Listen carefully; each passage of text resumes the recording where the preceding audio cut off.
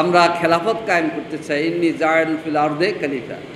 আমরা আল্লাহর দ্বীনকে কায়েম করতে চাই। আমরা এই বাংলাদেশে ইনসাফ কায়েম করতে চাই। বাংলাদেশের সকল ইসলামী দল এবং দৃষ্টিপ্রেমিক রাজনৈতিক দল, কোনো দলের সাথে আমাদের কোনো ব্যবধান থাকবে না। দ্বীনের স্বার্থে, দেশের স্বার্থে। আমাদের বিরুদ্ধে কথা বলতে পারে, যেহেতু তার এক রাজনৈতিক দল, আমাদের আরেক রাজনৈতিক দল। ইসলামী দলগুলোর মধ্যে আমরা কোনোটা খেলাফত নামে, কোনোটা মজলিস নামে, কোনোটা জামাত ইসলামী নামে, কি বলেন? কিন্তু আমার সবার টার্গেট হচ্ছে ইসলাম। আলিয়ম আকমালতু লাকুম দীনাকুম ওয়া আতমামতু আলাইকুম নি'মাতি ওয়া রাদিতু লাকুমুল ইসলামা দীনা। এটি সেই ফ্যাসিবাদ বিরোধী আন্দোলনের পরীক্ষিত শরীক এই দলের মহাসচিব। আল্লাহ তাআলা এই দলকে আরও কবুল করুন।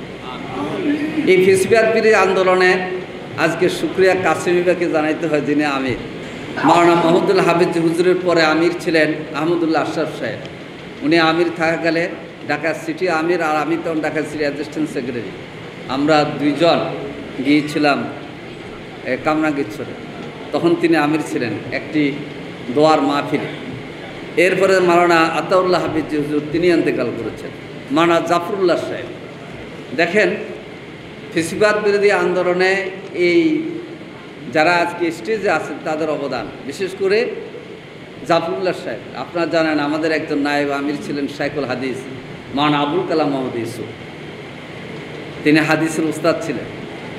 উনি তো জেলখানায় ইন্তেকাল করলেন। ইন্তেকাল করার পর ওনাকে ঢাকা জানাজা করতে দেবেন, খুলনাতে দেবে না। খুলনাতে ওনার বাড়ি আছে, নিজের কবরস্থান আছে, বাড়ি আছে। ওনার বাড়ি হলো বাগেরহাট। সেই বাগেরহাটে পুলিশ নিয়ে যাবে, ঢাকা জানাজা করতে দেবে না। আমরা বলছি যে ঢাকা জানাজা ছাড়া আমরা ছাড়ব না। পরবর্তী পর্যায়ে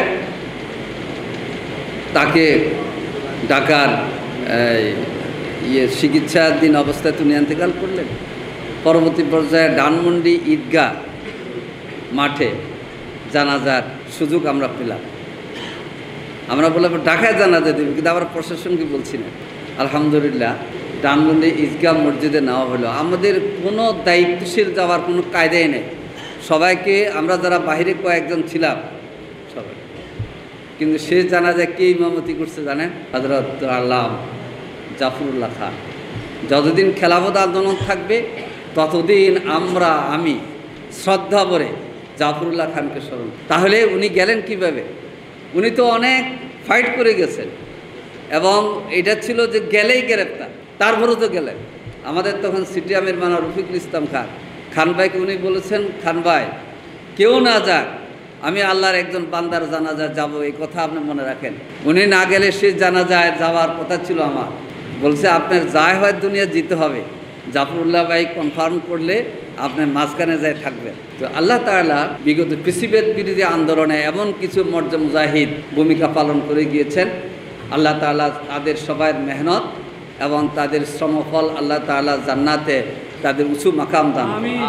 সম্মানিত ভাই ও বন্ধুগণ, মূল কথা হচ্ছে আমরা খেলাফত কায়েম করতে চাই, ইন্নী জাইলুন ফিল আরদে খলিফা। আমরা আল্লাহর দ্বীনকে কায়েম করতে চাই। আমরা এই বাংলাদেশে ইনসাফ কায়েম করতে চাই। সব কিছু ইসলামের মূল্য হচ্ছে আদল এহসান। আসুন, মতপার্থক্য থাকবে ভিতরে, ইখতিলাফ মুখালাফাত, মতপার্থক্য থাকবে, আর মুখালাফাত হলো গোপনীয়তা। আমি আল্লামা কাসেমি সাহেবকে সম্মান শ্রদ্ধা করি। ওনাকে কথা বলতে হবে শ্রদ্ধার সাথে বলবো, এটার নাম হলো মুহাসাবা।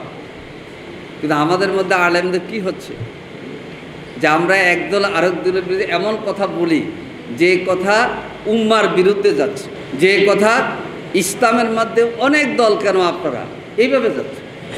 লোকেরা বলে সব দল একই আসে। তা আমরা আবেদন রাখবো, আসুন আমাদের দল হিসাবে যদি আমাদের বিচ্ছিন্ন থাকে বলবেন,